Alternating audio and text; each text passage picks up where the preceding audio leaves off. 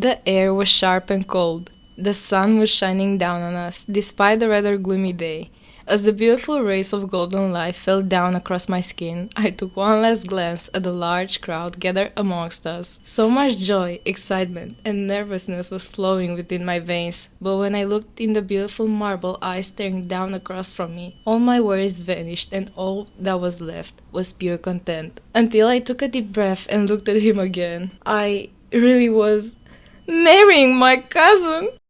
So, how did we get here? This whole Antenna 3 worthy life story all starts unlike most others, at 4:50 a.m. on May 24th, 1819, in the Kingston Palace in London. A little baby girl Alexandra Victoria was born. Nobody knew what legacy little Victoria would build along the years back when she was born, although we all now know her as the Queen Victoria, the Queen of the Great Britain and Ireland from 1837 till her death in 1901, ruling for almost 64 years, a period that even earned her her name as the Victorian era. It was a period known for its great industrial, political, scientific, and military change within the United Kingdom, and it was marketed by a great expansion of the British Empire.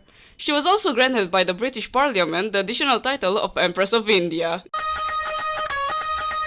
Victoria was the daughter of Prince Edward, Duke of Kent and Strathearn, the fourth son of King George III, and Princess Victoria of Saxe-Coburg-Suffield. After the deaths of her father and grandfather in 1820, she was raised under the close supervision by her mother and her controller, John Conroy. She inherited the throne at age 18 after her father's three elder brothers died without surviving. Legitimate issue. Victoria, a constitutional monarch, attended privately to influence governmental policy and ministerial appointments.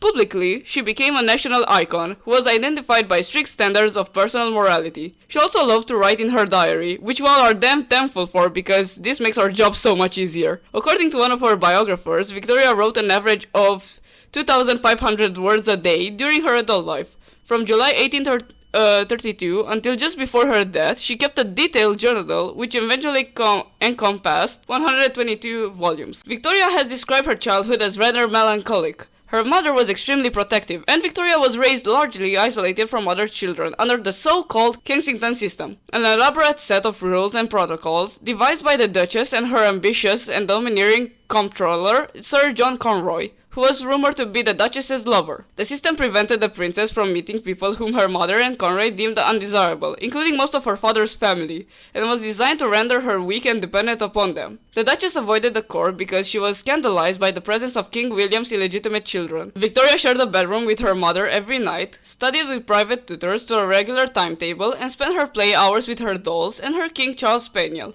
Dash. Her lessons included French, German, Italian, and Latin, but she spoke only English at home, truly an Englishwoman. At Ramsgate, in October 1835, Victoria contracted a severe fever, which Conroy initially dismissed as a childish pretense. While Victoria was ill, Conroy and the Duchess unsuccessfully badgered her to make Conroy her private secretary. As a teenager, Victoria resisted persistent attempts by her mother and Conroy to appoint him to her staff. Once queen, she banned him from her presence, but he remained in her mother's household. By 1836, Victoria's maternal uncle, Leopold, who had been king of the Belgians since 1831, hoped to marry her to Prince Albert, the son of his brother, Ernest I, Duke of Saxe-Coburg and Gotha. Leopold arranged for Victoria's mother to invite her Coburg relatives to visit her in May 1836, with the purpose of introducing Victoria to Albert. William IV, however, disapproved of any match with the Coburgs and instead favored the suit of Prince Alexander of the Netherlands, second son of Prince of Orange. Victoria was aware of the various matrimonial plans and critically appraised a parade of eligible princes. According to her diary, she enjoyed Albert's company from the beginning. After the visit, she wrote, Albert is extremely handsome. His hair is about the same color as mine. His eyes are large and blue, and he has a beautiful nose and a very sweet mouth with fine teeth. But the charm of his countenance is his expression, which is most delightful. Alexander, on the other hand, she described as very plain. She later wrote to King Leopold, whom she considered her best and kindest advisor, to thank him. For the prospect of great happiness you have contributed to give me in the person of dear Albert. He possesses every quality that could be desired to render me perfectly happy. He is so sensible, so kind, and so good, and so amiable too. He has besides the most pleasing and delightful exterior and appearance you can possibly see. However, at 17, Victoria, though interested in Albert, was not yet ready to marry. The parties did not undertake a formal engagement, but assumed that the match would take place in due time. While her love for Albert, her cousin, blossomed, she was greeted with the news of her father's passing as she wrote in her diary. I was awoke at 6 o'clock by Mama, who told me the Archbishop of Canterbury and Lord Cunningham were here and wished to see me. I got out of bed and went into my sitting room, only in my dressing gown and alone, and saw them. Lord Cunningham then acquainted me that my poor uncle, the king, was no more, and had expired at 12 minutes past 2 this morning, and consequently that I am the queen. Official documents prepared on the first day of her reign described her as Alexandra Victoria, but the first name was withdrawn at her own wish and not used again. Though Victoria was now queen, as an unmarried young woman, she was required by social convention to live with her mother, despite their differences over the Kensington system, and her mother's continued reliance on Conroy. Her mother was consigned to a remote apartment in Buckingham Palace, and Victoria often refused to see her. When Victoria complained to Melbourne that her mother's proximity promised torment for years, Melbourne sympathized with her, but said it could be avoided by marriage, which Victoria called a shocking alternative. Victoria showed interest in Albert's education for the future role he would have to play as her husband, but she resisted attempts to rush her into wedlock. Victoria continued to praise Albert following his second visit in October 1839. Albert and Victoria felt mutual affection, and the Queen promised to him on 15th of October 1839, just 5 days after he had arrived in Windsor. They were married on the 10th of February 1840 in the Chapel Royal of St. James's Palace, London.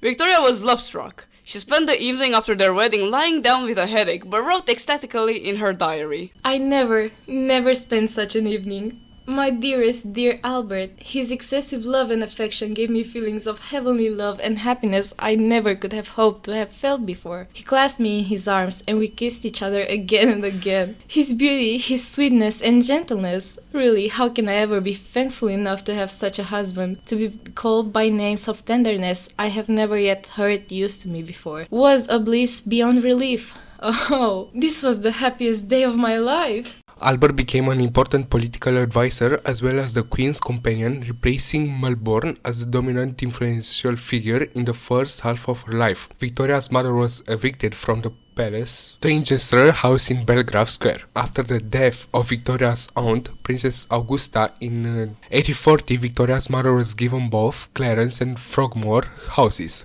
Through Albert's mediation, relations between mother and daughter slowly improved. But enough with the boring life details. I know you're here for the spice, and oh boy do I get a story for you. Ladies and gents, today I present contemporary lithograph of Edward Oxford's attempt to assassinate Victoria, 1840. During Victoria's first pregnancy in 1840, in the first few months of the marriage, 18-year-old Edward Oxford attempted to assassinate her while she was riding in a carriage with Prince Albert on her way to visit her mother.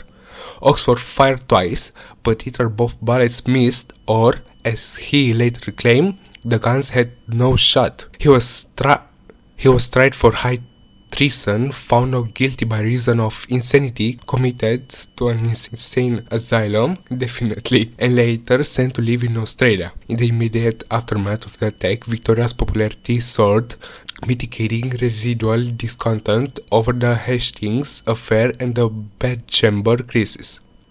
Her daughter, also named Victoria, was born on 21 November 1840.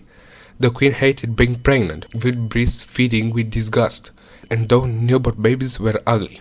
Nevertheless, over the following 17 years, she and Albert had a further 8 children. Now call that hypocrisy. Our shocking news ain't over either, folks. As way later, in 1861, when Victoria's mother passed away, her papers revealed the shocking revelation that her mother loved her deeply, that she was heartbroken and accused Conroy and Laxton for separating the two. And by the beginning of December, Albert was diagnosed with typhoid fever and died on the 14th the same year. Her reign continued for many years, plagued by varying dramas and events we won't go into detail about, or this will take us a decade to put together. The Great Britain ruled across the world with her own throne until her and on January 22, 1901, with a reign of 63 years, 7 months and 2 days. Victoria was the longest reigning British monarch and the longest reigning queen reigned in world history, until her great-great-granddaughter Elizabeth II surpassed her on 9 September 2015. She was the last monarch of Britain from the House of Hanover. Her son Edward VII belonged to her husband's House of Saxe-Coburg and Gotha. Victoria was physically unprepossessing. She was stout, dowdy, and only about 5 feet tall, but she succeeded in projecting a grand image. She experienced unpopularity during the first years of her knighthood, but was well likely during the 1880s and the 1890s, when she embodied the empire as a benevolent matriarchal figure. Only after the release of her diary and letters did the extent of her political influence become known to the wide public. And now, a word from our sponsors.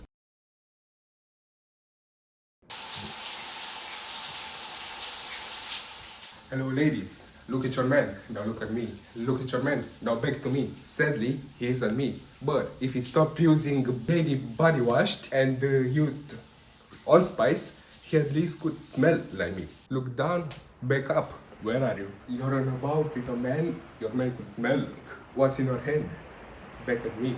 It's an oyster. 2 tickets to that thing you love the most. The tickets are now diamonds. Anything is possible with a man that smells like allspice and not a lady. I'm on a horse.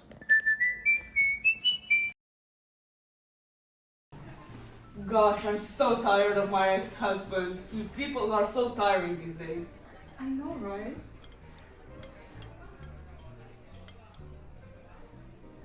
I cannot even do anything anymore, but it's fine, because I found it. The secret to the rich and independent woman.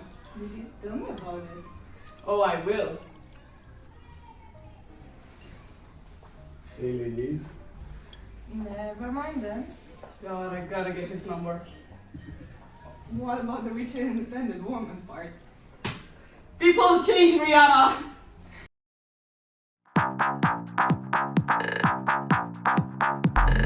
You know? Yeah.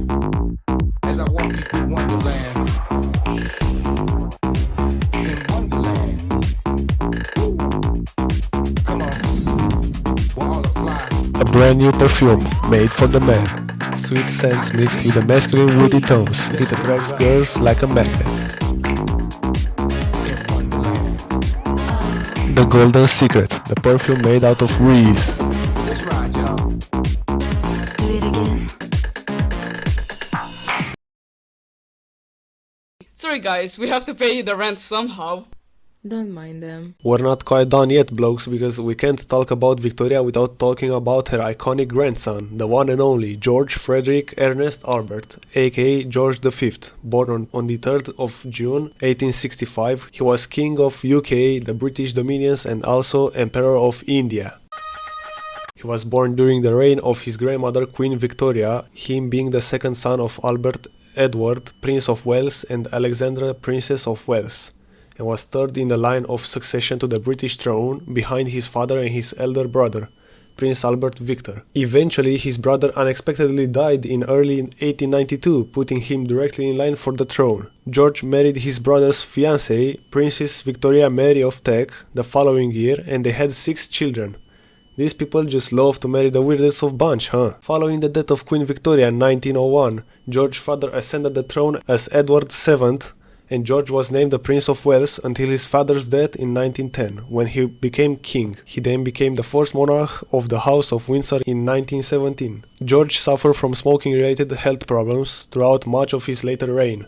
In the end, like always, smoke in your lungs wins, and George passed away in January 1936. About his life, George saw the world through the British colonies around the 1879s, while trying to learn a new language but ultimately failing.